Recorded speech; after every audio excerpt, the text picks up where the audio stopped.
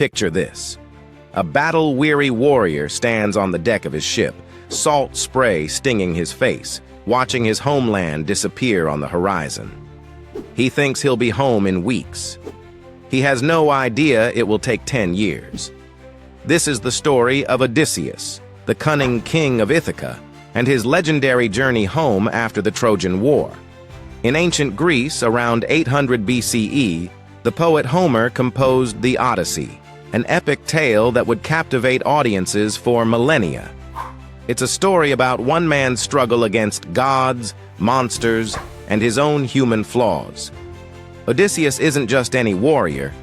He's the mastermind behind the Trojan horse, the brilliant strategist who ended a 10-year war.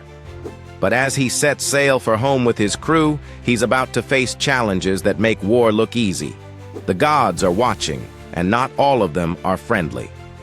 The trouble starts when Odysseus and his men land on an island inhabited by the Cyclops Polyphemus. This one-eyed giant traps them in his cave and begins eating the crew, 2 men at a time. Odysseus doesn't have the strength to fight this monster, so he uses his greatest weapon, his mind. He gets the Cyclops drunk, blinds him with a burning stake, and escapes by clinging to the underside of sheep. But here's where Odysseus makes a fatal mistake. As he sails away, his pride gets the better of him. He shouts his real name to the blinded Cyclops, taunting him. What Odysseus doesn't know is that Polyphemus is the son of Poseidon, god of the sea. The Cyclops prays to his father for revenge, and Poseidon curses Odysseus to wander the seas for years. The journey becomes a nightmare. Odysseus loses men to the Lotus Eaters, whose magical plants make sailors forget their homes and families. He encounters Aeolus, keeper of the winds, who gives him a bag containing all the winds except the one that will blow him home.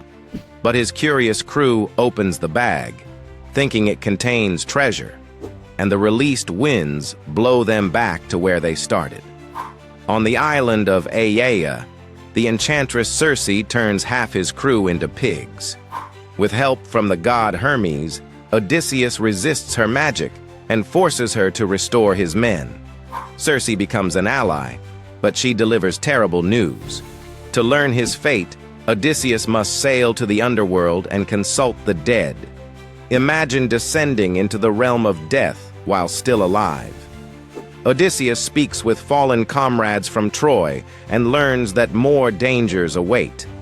The prophet Tiresias warns him about the challenges ahead and the chaos brewing back home in Ithaca. Returning to the living world, Odysseus faces perhaps his most famous trial, the Sirens.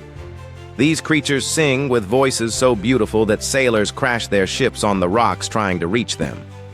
Odysseus wants to hear their legendary song, so he orders his men to plug their ears with beeswax and tie him to the mast. As the siren's melody fills the air, Odysseus screams to be released, but his crew holds firm. It's a powerful moment about resisting temptation through preparation and discipline. Next comes Scylla and Charybdis, a choice between 2 monsters. Scylla is a 6-headed beast that snatches sailors from their ships. Charybdis is a massive whirlpool that swallows entire vessels. Odysseus must choose which danger to face, knowing men will die either way. He chooses Scylla, sacrificing 6 men to save the rest. It's a brutal lesson in leadership and impossible choices. The final disaster occurs on the island of Helios, the sun god. Despite warnings, Odysseus's starving crew slaughters the sacred cattle. Zeus punishes them with a thunderbolt that destroys the ship and kills everyone except Odysseus. He alone survives, washing up on the island of the nymph Calypso, who holds him captive for 7 years, offering immortality if he'll stay. But Odysseus refuses. He chooses mortality and the possibility of returning to his wife Penelope over eternal life without her. Finally, after 20 years away, Odysseus reaches Ithaca, but his home is overrun with suitors competing for Penelope's hand, assuming he's dead. Disguised as a beggar, Odysseus sees his faithful wife still waiting, still hoping. In a climactic battle, he reveals himself and reclaims his kingdom. The Odyssey teaches us that the journey home isn't just about distance. It's about perseverance, humility, and remembering who you are when everything tries to make you forget. Odysseus's greatest enemy isn't monsters or gods, it's his own pride. Every time he shows humility, he progresses. Every time he boasts, he suffers. This ancient story has influenced countless works, from James Joyce's Ulysses to modern films and television.